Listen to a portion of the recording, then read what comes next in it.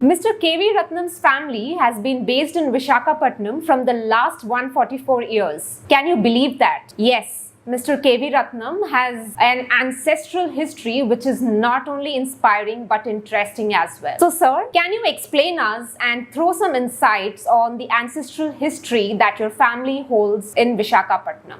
Thank you, Reshma, for asking me this question. Visakhapatnam is a very rare city. The growth is probably the fastest in the whole country. I belong to one of the oldest families here, and our surname is Kolluru. My grandfather's parents came to this city in the 1880s, and my grandfather was then born in 1899. So we've been here for so many decades. Now, in this city, we have been staying in the old town area right from the time they came and settled in Vizag, and I am still staying in the same house because my father always wanted to stay back in this particular city. Talking about the transformation of this city, in my childhood, when we studied in the St. Aloysius High School, the beautiful stone building on the beach road, the city was known only up to Jagadamba Junction. Beyond that, it was like a forest. Nobody would go there because after 6 p.m. it would be so dark. And remembering those days up to now, the city has grown unimaginably into a metropolis with the Indian Navy Eastern Naval Command, the Visakhapatnam Port Trust, the Andhra University, and the beautiful beach road. The city has taken a metamorphosis from a tiny village-like town into a big city. The steel plant contributed a lot to the development of this city.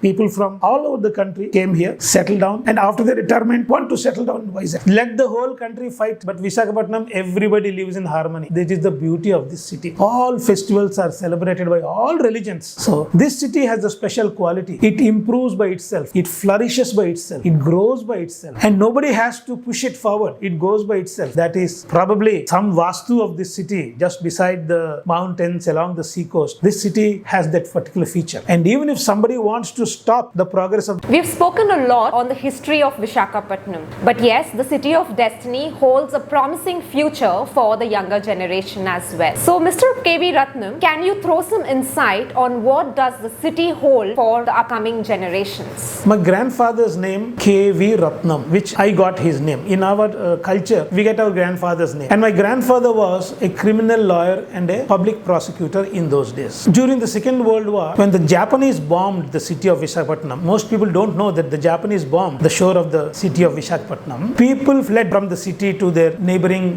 villages, to their mother's place or brother's places like Anakapalli, Srikakulam, Vijayanagaram, all the Parvathipuram, all these places. And when all these people left, they just left whatever they have here and fled. Then the government appointed my grandfather chief of air raid precaution, which means he would go around the city with a team to check there are no thefts, everything is maintained discipline because all the doors are open. So they would go and check and nothing untowardly incidents should happen here. At that particular time, he did such a good job that the government asked him to recruit young people to join the defense forces. Before my grandfather asked anybody to send their children, he decided to send his own eldest son, K. Jagannath Rao, my father. And my father went, got trained and served in the war front in Chittagong and Burma. After the Second World War was over and independence was gained, it was an option given to all these people whether they would like to continue in the defense forces or would like to go back to civilian life. And most of the families wanted their children to come back because they saw the deadly Second World War. It was at that time my father came back and started the business in hardware and paints. He gave his own name, K. Jagannath Rao, to the shop because he told me that if he gave his own name, he would be upright, otherwise his name would be spoiled.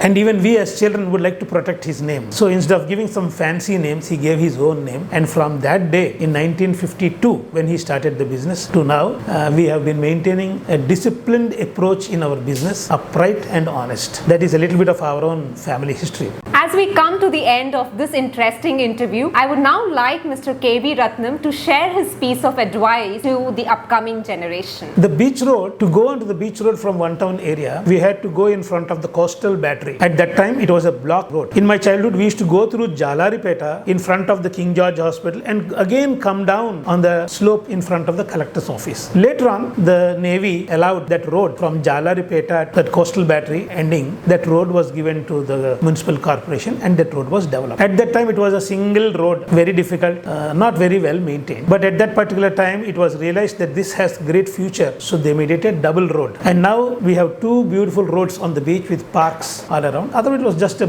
road just beside the sea. And in one town area there used to be a very big open area before the beach, and waves would just come and hit the bottom of the platform, and we all used to go in the evening to sit there.